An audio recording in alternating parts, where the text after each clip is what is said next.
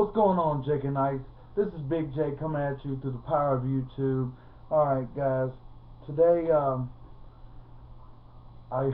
wearing my hoodie here because I got ketchup and ham all over my shirt because me and my girlfriend, Savii Bubble, we did a video on her channel where it was a challenge, What's in My Mouth challenge. We both, check it out. And the loser had to get baby birded with ham and ketchup. So go check it out on her site, on her channel. Description is going to be down below. But alright, today is going to be my vlog day, which I was sitting here thinking about what I could tell you about my little country life, here in Kentucky. And it's about, I'd say about 90 degrees, if, about 80, 88, 89, somewhere in there. But anyway, then I was thinking, man, it'd be a nice day to go fishing. And then I remembered, what I'm about to tell you is the biggest battle with the fish I've ever done in my life. Okay? So, my dad lives out in the country, okay? And his next door neighbor, which is down the ways a little bit, and he has a pond on his property. And so we went out there, and I only had a cane pole. I was about I said about 15, 16. I'm 27 now. But so I take the cane pole. You don't have no reel on it, and you take the string. I took the string and I shot it underneath this tree. Well, no sooner than I did that, it's like the water bubbled up and it broke my line. I freaked out, and I thought I'd lost everything. Lost the line, my bobber. About a few minutes later, you see this bobber in the middle of the pond just going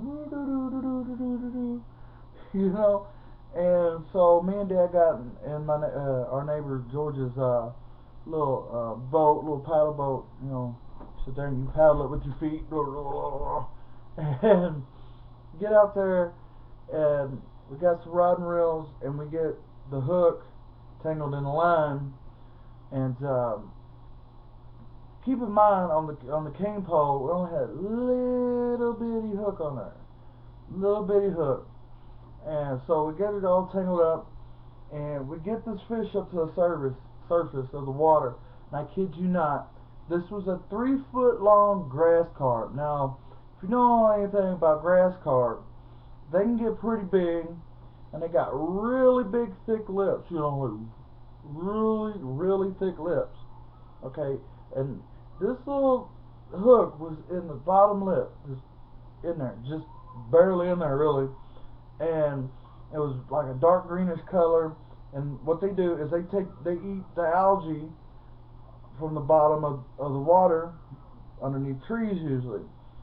I didn't really know. I was just trying to fish, and my dad always told me, to cast underneath trees sometimes.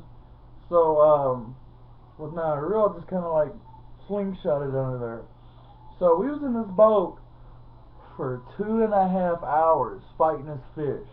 And man, he put up a fight. Sometimes he was pulling us in the boat. I kid you not, in this pond, which it wasn't really a big pond. It wasn't a huge one. But then, we thought we tired him out, and we get up to the bank, towards the bank, with this fish on the, we didn't have him hooked. We had the line from the bobber hooked, tangled up in the hook of my dad's fishing pole. We took turns, for 2.5 hours. We finally get up close to the bank where my neighbor George could come in there, come in the water with the dip net. And as soon as he put that dip net in there, the fish goes in the dip net and out the dip net, and like this spits out that little hook. Oh my God, I was so mad. Grass carp, it really, people don't really eat those. I mean, some people do, but it wasn't the fact that I wanted to eat this fish. And it was a 3-foot long grass carp, but it was huge.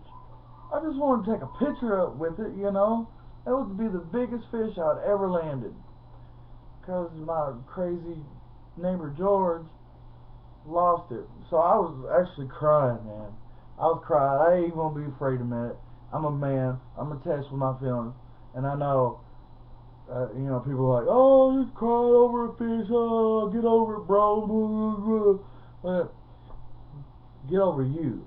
Anyway, but my neighbor was like, well, what, you want to kick my ass? I was like, yeah. So he bent over and I kicked him right dead in the ass.